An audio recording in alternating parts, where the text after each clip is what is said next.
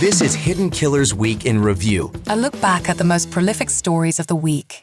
Welcome to the podcast. If you'd like to listen to an ad-free version of this episode and all of our episodes, then search True Crime Today Premium Plus on Apple Podcasts and press subscribe. That's our premium channel where all of our ad-free and advanced episodes live, all in one place. True Crime Today Premium Plus. Search it on Apple Podcasts and press subscribe. Even try it for 3 days free. The blood washed away, but the guilt never does. Welcome to Hidden Killers with Tony Brueski, featuring psychotherapist and author Siobhan Scott.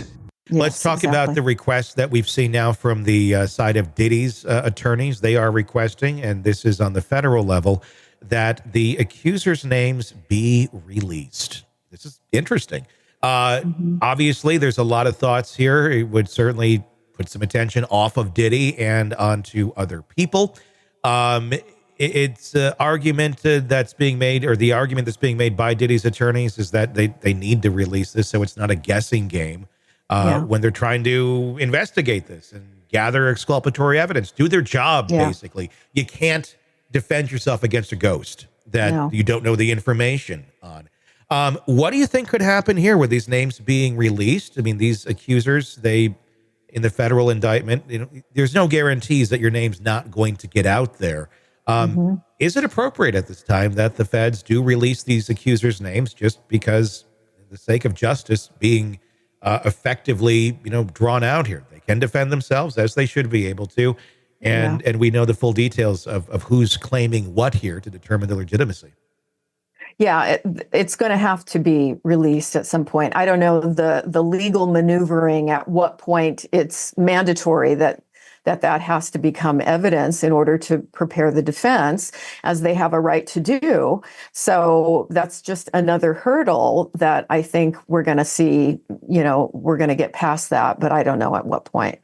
What happens with an accuser, with someone who's been victimized, and let's say it's a legitimate case, it's someone who legitimately was violated, and something like this happens beyond their control, their name gets out there. Obviously, this is a pretty big case, very large scale in terms of the attention on it, but we're humans, and I think we all we react to things similarly in some ways, shapes, and forms, regardless of the scale of the crime.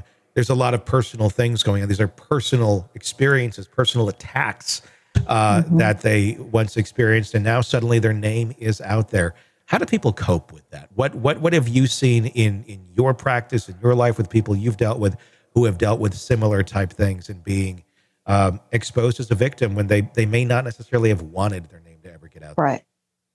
Yeah, I think it's the sense of shame is the big one that people struggle with. What did I do that, as people will question themselves, how did I get myself into this situation? And very often in these cases, it's absolutely nothing that they did, but they will blame themselves. Why did I go to that party? Why did I hang out with that person? Why did I drink too much? And, those kinds of things, they sort of have to come to a sense of peace about, talk it through, and realize that, when there's a perpetrator around who's dangerous and predatory, people just aren't safe. And it's not a matter most of the time of them doing anything wrong per se. What would you say, and this is not my opinion, I want to preface this, but I hear this a lot out there, from a psychological standpoint, to the people out there who are, armchair quarterbacking this, and, kind of shaming some of the victims to a certain extent, saying, well, you went to the party, you chose to go to the party, you drank at the party, take drugs out of it. Let's say you got trashed at the party and you knew you were getting trashed. Alcohol. And then they find themselves in this very compromising position, say something actually then did happen to them.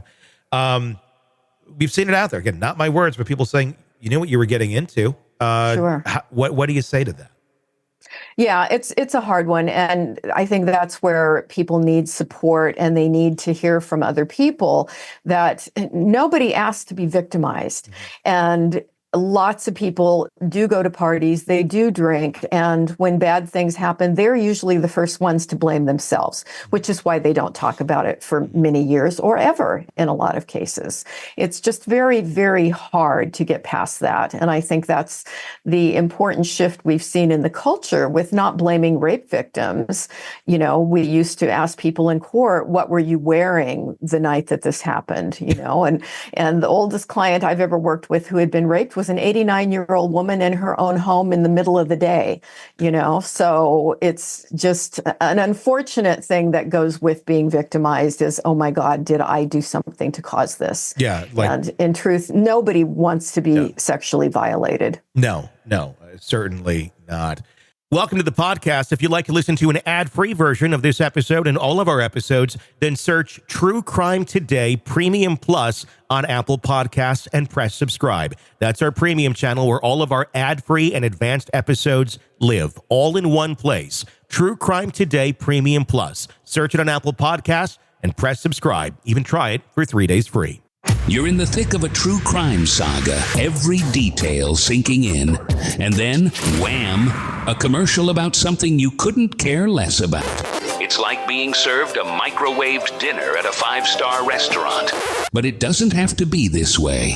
Go for True Crime Today Premium Plus on Apple Podcasts. With True Crime Today Premium Plus, you get uninterrupted, ad-free episodes, extended interviews that dig even deeper into the muck, and early access so you can brag to your friends.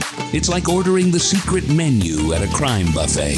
So, search for True Crime Today Premium Plus on Apple Podcasts, subscribe, and savor every twisted detail without interruption.